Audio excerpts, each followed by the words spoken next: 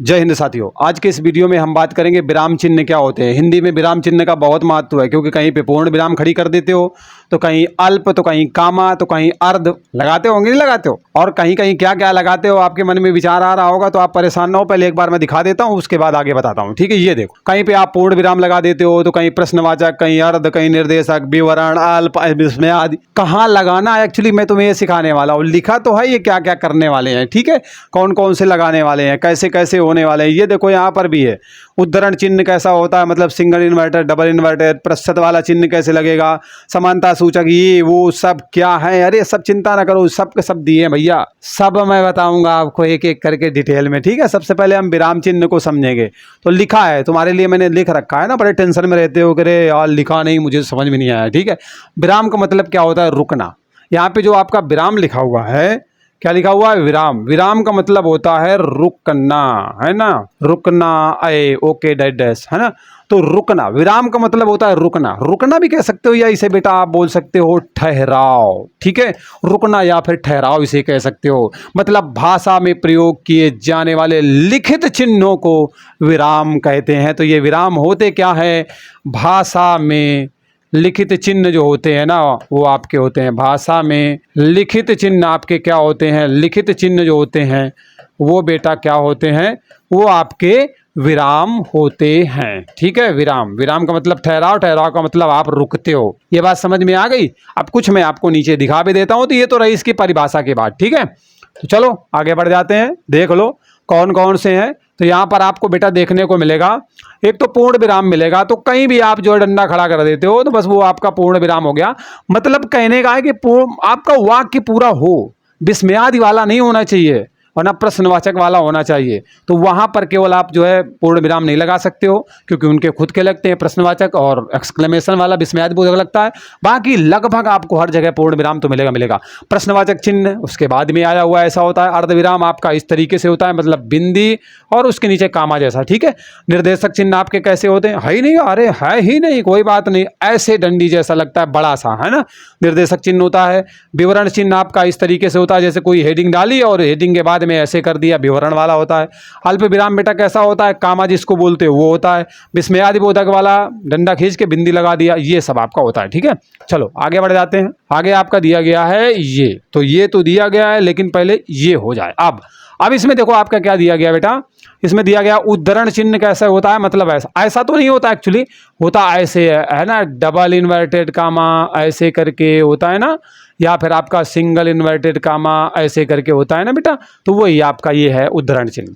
प्रतिशत चिन्ह तो बच्चे को पता है, आपको पता है, मैं परसेंटेज पढ़ाया भी है मैंने भैया, तो इसलिए तो पता ही है। समानता सूचक चिन्ह में आपको बराबर की बात करेगा, है ना, हम आप सब बराबर हैं। अपूर्ण विराम जिसे कहते हो, ठीक है, या उप विराम भी कहते हो, तो इस तरीके से लगता है, दो बूंदी लगा दी जाती हैं, ठीक है। योजक चिन्ह आपका जो है इस तरीके से होता है, मतलब आपने एक अभी देखा था ना, वो बड़ा सा था, ये आपका क्या है, छोटा सा है। अभी मैं सब बताऊंगा। कोष्ठक में आपको रेखा कोष्ठक भी मिलेगा, छोटा मिलेगा, मंजिला मिलेगा, बड़ा मिलेगा। तारक चिन्ह क्या होते हैं ना, या इसे जो है पाद टिप्पणी बोलते हैं। स्टार लगा के देखा नहीं किताबों में, कोई लिखा हुआ है, मान लो कुछ लिखा हुआ था सेवा योजन, मान लो ऐसे लिखा हुआ था सेवा योजन, और इसमें इस तरीके से स्टार लगा हुआ था कि बाद में कहीं दिया गया होगा, वही आपका तारक चिन्ह होता है। त्रुटि विराम भैया लिखते लिखते गलती हो गई, हमने लिख लिया राम और हमने लिख दिया श्याम। अब गलती हो गई, हमने ऐसे गलती सुधार ली, राम और श्याम जंगल में अकेले जा रहे थे, शेर ने इन दोनों को देखा, इन दोनों ने शेर को देखा, उसके बाद क्या हुआ आप बताओगे, ठीक है। तो ये सारी बातें हैं, इस तरीके से लगाया जाता है, और जो है कहाँ कहाँ प्रयोग होता है, अब जो है हम आपको एक एक करके इनका विस्तार करके बताएंगे, जिससे कि आप समझ पाओगे एक्चुअली होना क्या है और हमें एक्चुअली में सीखना क्या है, ठीक है। तो चलिए अब हम शुरुआत करते हैं आगे की, और अच्छी तरीके से समझते हैं, ठीक। तो बेटा यहाँ तक का मामला सारा समझ में आया कि नहीं आया? अगर कोई डाउट है तो अभी कमेंट करके बता दीजिए, ठीक है। देर कर देते हो, क्योंकि देर फिर नुकसान कर देती है, ठीक है। चलो अब हम बात करते हैं पूर्ण विराम की, ठीक है। सबसे पहले किसकी बात करते हैं, तो सबसे पहले हम बात करेंगे पूर्ण विराम की। पूर्ण विराम क्या होता है, तो पूर्ण विराम का चिन्ह कैसा होता है बेटा, तो आप देख सकते हो पूर्ण विराम का चिन्ह इस तरीके से होता है, और इसका प्रयोग लिखते वक्त आप देखते हो, वाक्य जब आपका खत्म हो जाता है तो वहां पर बेटा पूर्ण विराम जो है लगाया जाता है। मतलब आपका कोई वाक्य है, आपने कोई वाक्य को लिखना शुरू किया, लिखते गए, अरे कब तक लिखोगे भाई, वाक्य पूरा हो जाएगा, ठीक है। जैसे ही आपका वाक्य क्या हो जाएगा, पूरा हो जाएगा, वाक्य हो जाएगा पूरा, आप फटाक से जो है इस तरीके से चिपका दोगे, तो ये आपका पूर्ण विराम है। अब पूर्ण विराम लगता कहाँ पे नहीं है, तो पूर्ण विराम तो लगभग हर जगह लगेगा, लेकिन आपका जो विस्मयादि वाले वाक्य है ना, विस्मयादि बोधक वाले वाक्य हैं, ठीक है, वहां पर नहीं लगेगा। और जो प्रश्नवाचक वाक्य हैं, प्रश्नवाचक वाक्य हैं, वहां पर भी ये आपको देखने को नहीं मिलेगा। यहां 2 जगह ये नहीं मिलेगा, बाकी सब जगह जवानों के तरीके आपको खड़ा मिलेगा। ठीक, तो समझ सकते हो। मान लो अब आप देखना चाहते हो कि सर एक एग्जाम्पल दे दिया जाए, तो अरे कुछ भी है यार, मैं पढ़ा रहा हूं ना, चलो मैं यही लिख देता हूं, मैं पढ़ा रहा हूं, ठीक है, हो गया। लो ये है बेटा पूर्ण विराम, इतना बड़ा नहीं है, ठीक है, हिसाब बल लगाना, ऐसे हो गया। आप पढ़ रहे हो, वहां पे भी लगा दो, कुछ भी लगा दो। हाँ, एक चीज और ध्यान रखिएगा, आप दोहा पढ़ते हो ना, दोहा है ना, दोहा पढ़ते हो कि नहीं पढ़ते हो? शायरी वायरी खूब पढ़ने के दीवाने हो, ठीक है, शायरी वायरी भी पढ़ लेते हो, और कुछ पढ़ते हो क्या? दोहा पढ़ लिया, शायरी पढ़ लिया, और क्या पढ़ते हो? ठीक है, दोहा भी पढ़ लिया आपने, शायरी भी पढ़ लिया आपने, और क्या पढ़ते हो? छंद वंद भी पढ़ते हो ना बच्चों, ठीक है, छंद। ये जब आप पढ़ते हो ना, तो एक्चुअली क्या होता है, जो पहली पंक्ति होती है, पहली पंक्ति, ठीक है, पहली पंक्ति के बाद में आप क्या करते हो, एक डंडा खड़ा कर देते हो, मतलब एक पूर्ण विराम लगाते हो। जो दूसरी पंक्ति समाप्त होती है ना, उसके बाद में क्या करते हो, 2 डंडे खड़े कर देते हो, मतलब 2 लगते हैं, मतलब 1 2, फिर तीसरी में 1, फिर चौथी में 2, ऐसे करके चलता है। तो ये आपको समझना जरूरी था एक्चुअली, इसलिए यहाँ पर मैंने इसे सम्मिलित कर लिया, जिससे कि दिमाग में एक अच्छी खासी इमेज बने और पेपर की खोपड़ी में छेद करते हुए सीधे चले आओ। ठीक है, चलो अब हम बात करते हैं अर्ध विराम। क्या नाम है? अर्ध विराम। अर्ध विराम की बात करते हैं। अर्ध विराम एक्चुअली हमारा होता कैसे बेटा, तो ऊपर एक बिंदी रखी जाती है, ठीक है, ऊपर बिंदी होती है और नीचे आपका कामा होता है। इस तरीके से अर्ध विराम का चिन्ह लगाया जाता है। एक्चुअली प्रयोग कहाँ पे होता है? जहां पर पूर्ण विराम की अपेक्षा आपको कम रुकना होता है, वहां पर आपके जो है अर्ध विराम का प्रयोग किया जाता है। पूर्ण विराम की अपेक्षा आपको कम रुकना होगा, वहां पर इसका प्रयोग देखने को मिलेगा। अब उदाहरण के माध्यम से समझो। मैंने मान लीजिए बोल दिया कि सूर्यास्त हो गया। मैंने क्या बोला बेटा? सूर्यास्त हो गया। ठीक है, मैंने बोला सूर्यास्त हो गया, इस तरीके से मैंने बोल दिया। और पक्षी अपने घोंसलों पर लौटने लगे। ठीक है, घोंसलों पर लौटने लगे, मैंने मान लो ये बोला आपको। ठीक है, तो आप देख सकते हो ये जो लगा हुआ है ना बिंदी, और इस तरीके से कामा जैसा क्या हो गया, कामा जैसा, ये देखो, ये आपका क्या बेटा, ये अर्ध विराम है। इसी तरीके से मैं बोल दूं सूर्योदय हो गया और आपके पक्षी चहकने लगे, तो सूर्योदय हो गया, उसके बाद तुरंत ऐसे ही लगा दोगे और फिर आगे की मामला जो भी है वो आप लिख दोगे। तो इस तरीके से आपको ये भी समझ में आ गया। ठीक है, चलिए बच्चों अब हम बात करते हैं अल्प विराम क्या होता है। अल्प विराम तो बहुत यूज करते हो आप लोग। ठीक है, अल्प विराम, अल्प विराम एक्चुअली होता कैसे है? ऐसे, जिसे आप कामा बोलते हो ना, वो आपका अल्प विराम होता है। इसका एक्चुअली प्रयोग कहाँ होता है बेटा? जहां पढ़ने वाले को थोड़ी देर ठहरना पड़े ना, वो समझ लेना वहां पर क्या करता है, अल्प विराम का प्रयोग करता है। जैसे मैंने लिख दिया राम श्याम, ठीक है, और मोहन। ठीक है, राम श्याम और मोहन, ये मैंने लिख दिया यहां पर। अब आप देख सकते हो कि ये जो लगा हुआ है ना, ये कामा, ये लगा हुआ है ना कामा, ये क्या है बेटा? यही तो आपका अल्प है, राम श्याम। तो राम और श्याम के बीच में मैंने थोड़ा सा ठहराव लिया है। बहुत सारे बंदों के नाम आप लिख सकते हो, उनके बीच में कामा लगाओगे, लेकिन लास्ट से पहले आपको और लगाना पड़ता है। इतनी सी बातें यहाँ पर आप जान लीजिए। लेकिन अगर उपाधियों की बात की जाती है, ठीक है, किसकी बात की जाती है? उपाधियों की।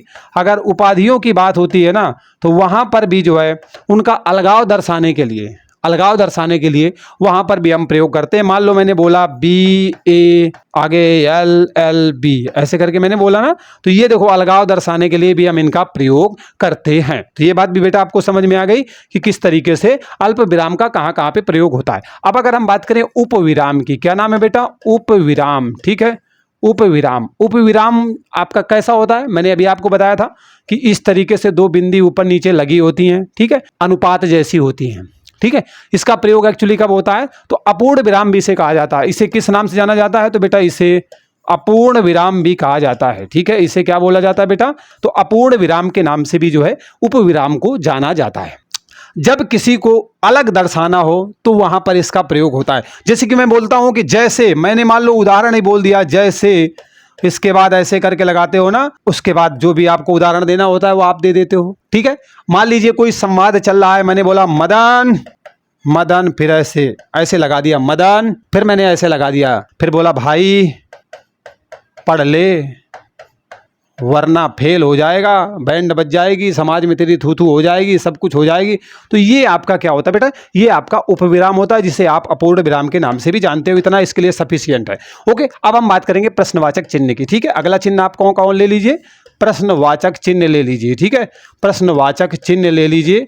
ये आपका किस तरीके से होता है, तो इस तरीके से प्रश्नवाचक चिन्ह होता है। तो आप इसके लिए तो क्या बताना यार, इससे तो बच्चा बच्चा जानता है।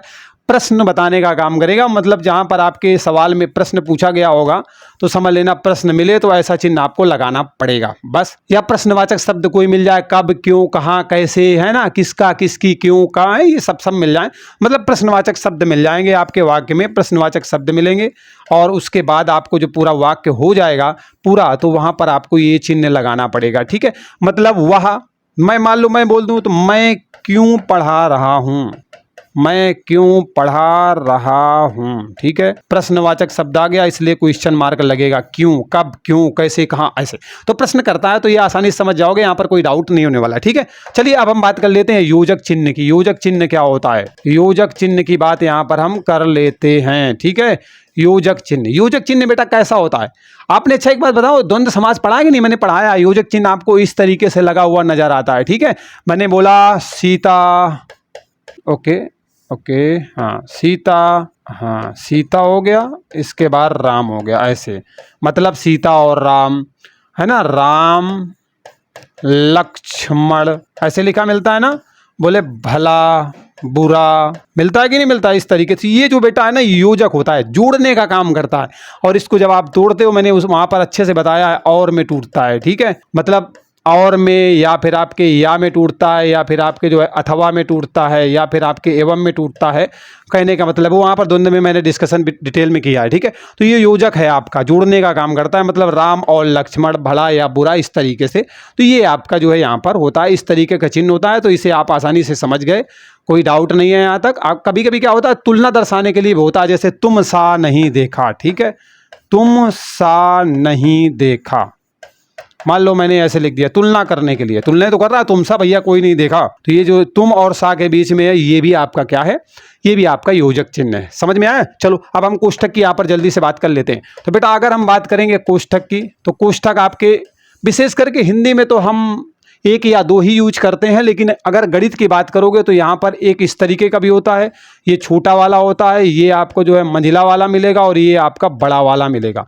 मतलब ये आपका कौन सा है, ये आपका रेखा कोष्ठक है, ये वाला आपका बेटा कौन सा है, छोटा कोष्ठक है, ये आपका कौन सा है, मंझिला वाला है ना, और ये आपका कौन सा है, बड़ा वाला कोष्ठक है।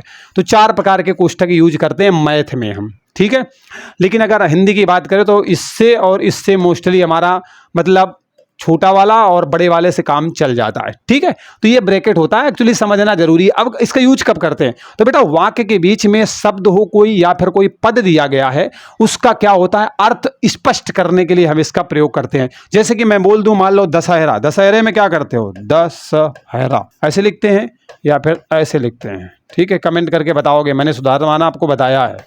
तो दशहरा में दशानन को जलाया गया या जलाया जाता है। ठीक है, लो मैंने ऐसे लिख दिया। दशानन का मतलब क्या हो गया, मैंने कोष्ठक लगाया, मैंने बोला अरे बेटा रावण को दशानन भी बोलते हैं, रावण को 10 मुख भी बोलते हैं। ठीक है, इसका मतलब यहाँ पर जो रावण है ना, इसका विशेष अर्थ मतलब अर्थ पे जोर डालने के लिए, इस शब्द पर जोर डालने के लिए मैंने क्या किया, ब्रैकेट लगाया और रावण लिख दिया। तो इस तरीके से होता है। मान लो किसी महापुरुष के द्वारा कोई वक्तव्य बोला गया है, तुम मुझे खून दो मैं तुम्हें आज़ादी दूंगा, उसे भी हम बंद कर सकते हैं। ठीक है, जैसे सुभाष चंद्र बोस लिख दिया, वैसे इस तरीके का होता है। तो हम लोग इन्वर्टेड कामा के अंदर बंद करते हैं, लेकिन हम इसके अंदर रख सकते हैं। या फिर किसी पार्टिकुलर व्यक्ति के द्वारा कुछ कहा गया तो उन व्यक्ति का नाम हम बीच में डाल सकते हैं, जैसे सुभाष चंद्र बोस वगैरह ऐसे करके हम डाल सकते हैं। तो वहां पर भी हमारे जो है इस तरीके से कोष्ठक का यूज कर लिया जाता है। ठीक है, अब हम बेटा बात करते हैं अवतरण चिन्ह की या उद्धरण चिन्ह की। इसे क्या बोला जाता है, या तो आप इसे अवतरण चिन्ह कह सकते हो, या फिर आप इसे जो है उद्धरण ओके, अरे मिर्जा भाई, हाँ उद्धरण। ठीक है, उद्धरण चिन्ह भी आप बोल सकते हो। ठीक है, उद्धरण में ही काम चल जाएगा, वैसे हाथ तो नहीं होना चाहिए। चलो अच्छा लिख लो, जो भी लगाना हो लगा लेना, ऐसे करके होता है, ठीक है। उद्धरण चिन्ह, तो ये बात आपको समझ में आ गई। मतलब किसी महान पुरुष द्वारा कही गई बात को या फिर वाक्य को खास जोर हमें देना है तो इसका प्रयोग हम कर लेते हैं। और एक्चुअली ये चिन्ह कैसे होते हैं, या तो आपके सिंगल इन्वर्टेड कामा होते हैं या फिर आपके डबल इन्वर्टेड कामा में होता है, ठीक है। ये आपका जो है इस तरीके से होता है, अवतरण चिन्ह या इसे उद्धरण चिन्ह के नाम से जाना जाता है, ठीक है। जैसे किसी व्यक्ति ने बोल दिया हमेशा सत्य बोलो, मान लो राम ने कहा, मैंने क्या बोला, राम ने कहा, क्या कहा, हमेशा सत्य बोलो, ठीक है, हमेशा सत्य बोलो, ऐसा बोला इन्होंने। तो ये देखो आपका क्या हुआ, इन्वर्टेड कामा में ये एक्चुअली आपका बंद हो गया, ठीक है। तो कहने का मतलब है इस तरीके से अवतरण या उद्धरण चिन्ह का, या फिर आपसे बोला गया तुम मुझे खून दो मैं तुम्हें आज़ादी दूंगा, इसको भी हम इस तरीके से बंद कर देंगे, ठीक है। तो इस तरीके से इनका प्रयोग किया जाता है। ओके, चलिए अब हम बात करते हैं विस्मयादि बोधक शब्द की, ठीक है। विस्मयादि बोधक चिन्ह की हम यहाँ पर बात करते हैं, ठीक है। विस्मयादि बोधक चिन्ह की हम यहाँ पर बात कर लेते हैं बेटा। तो इसमें क्या होता है, इस तरीके से ऐसे लग जाता है, ठीक है। विस्मय होता है मतलब हर्ष भी हो सकता है, विषाद भी हो सकता है, घृणा भी हो सकती है, आश्चर्य भी हो सकता है, भय भी हो सकता है। मतलब ये अवस्थाएं जहाँ पर आपको देखने को मिले, मतलब विस्मय की अवस्थाएं देखने को मिले, ठीक है। विस्मय की अवस्थाएं आपको जहाँ पर देखने को मिले, मतलब आपको खुशी नज़र आए, हर्ष नज़र आए, ठीक है, या फिर क्या कहते हैं भय नज़र आ जाए, ये सारी चीज़ें आपको जहाँ देखने को मिले, आश्चर्य वगैरह नज़र आए, तो वहाँ पर आपको ये चिन्ह देखने को मिलेगा। जैसे बोला गया हे राम, हे राम वह मर गया, ठीक है, ऐसे लिखते हैं। उसे इसको ज़्यादा अच्छा लिख सकते थे, हाय वह मर गया, ठीक है, ये ज़्यादा इसमें सूटेबल बैठेगा। तो इस तरीके से ये चिन्ह यहाँ पर लग जाता है। बड़ा दुख की बात है कि इस तरीके की घटना हो गई, या छी छी करके हो जाता है कितना गंदा, आहा कितना सुहावना मौसम है, ठीक है, इस तरीके से लिख सकते हो, आहा आह कितना सुहावना दृश्य है, नज़ारा है, वगैरह वगैरह आप यहाँ पर लिख सकते हो। तो इस तरीके से ये आपको समझ में आ गया, ठीक है। चलिए बच्चों अब हम बात कर लेते हैं लाघव चिन्ह की। किसकी बात करते हैं, लाघव चिन्ह की बात कर लेते हैं यहाँ पर। तो लाघव चिन्ह कहो, या फिर इसे लाघव वाले को पता है बेटा क्या बोलते हैं, संक्षेप सूचक भी बोलते हैं। क्या बोलते हैं इसे, इसे बेटा आपके संक्षेप सूचक के नाम से भी जाना जाता है। किस तरीके से होता है, ऐसे होता है। अरे मतलब बड़ा सा कुछ लिखा हुआ है ना, उसे मैंने क्या किया, छोटा करके लिख दिया। मतलब कोई बड़ा करके लिखा हुआ है ना, उसे मैंने छोटा करके लिख दिया। जैसे मैंने बोला पंडित, पंडित लिखा हुआ है, तो मैंने इस पंडित को क्या किया, अच्छा एक बात बताओ, पंडित ऐसे लिखा जाएगा या फिर आपका पंडित ऐसे लिखा जाएगा, ठीक है बताना। तो अब लिखा गया तो मैंने पा बनाया, बूंदी करी, जीरो लगा दिया, बस खत्म। पंडित जवाहरलाल नेहरू में ऐसे ही तो लिखा रहता है, लिखा रहता है। उत्तर प्रदेश मान लो बड़ा बड़ा लिखा है, उत्तर प्रदेश, उत्तम प्रदेश, ठीक। तो यहाँ का ऊ उठा लिया, उसके बाद एक छोटी सी बूंदी चिपका दी, और यहाँ का प्रा उठा दिया, बिंदी चिपका दिया, ऐसे करके। तो ये आपका क्या होता है, लाघव होता है, संक्षेप होता है, मतलब संक्षेप में दर्शाया जाता है। डॉक्टर वगैरह ऐसे करके लिखते हो ना। चलो ये बात भी समझ में आ गई। अब हम बात कर देते हैं निर्देशक चिन्ह की, ठीक है। किसकी बात करते हैं बेटा, निर्देशक चिन्ह की बात करते हैं। ये निर्देशक चिन्ह जो होता है बेटा थोड़ा बड़ा होता है आपके, ठीक है, योजक वाले से थोड़ा बड़ा होता है। मतलब योजक वाला जो चिन्ह होता है ना, योजक चिन्ह से बेटा बड़ा होता है, ठीक है। इतनी बात को यहाँ पर जान लेना। ये आपका जो निर्देशक वाला होता है, योजक वाले से थोड़ा क्या होता है बेटा, बड़ा होता है, ठीक है। एक बड़ी लकीर जैसी होती है और योजक से बड़ा होता है, मैंने आपको बताया। जैसे कि किसी व्यक्ति द्वारा कहे गए कथन को अगर आप कह रहे हैं तो वहाँ पर इसका यूज कर सकते हैं। जैसे मान लो कि गांधी जी ने कोई बात बोली, गांधी जी ने कहा कि सत्य अहिंसा से ही हम देश को आज़ाद करवा सकते हैं, या मतलब सच्चाई से हम जो देश को आज़ाद करवा सकते हैं। मान लीजिए मैंने यहाँ पर लिख दिया कि गांधी ने कहा, क्या बोला, गांधी ने कहा, ऐसे लाइन खींच दी मैंने। क्या कहा इन्होंने भाई, इन्होंने बोला कि अहिंसा से ही हम देश को आज़ाद करवा सकते हैं, ठीक है।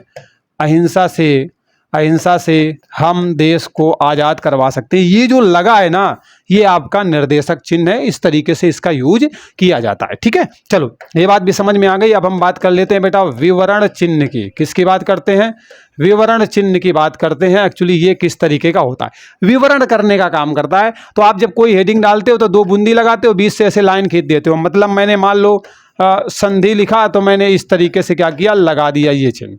अरे ये नहीं लगाना यार, ऐसे ऐसे लगाया ऐसे।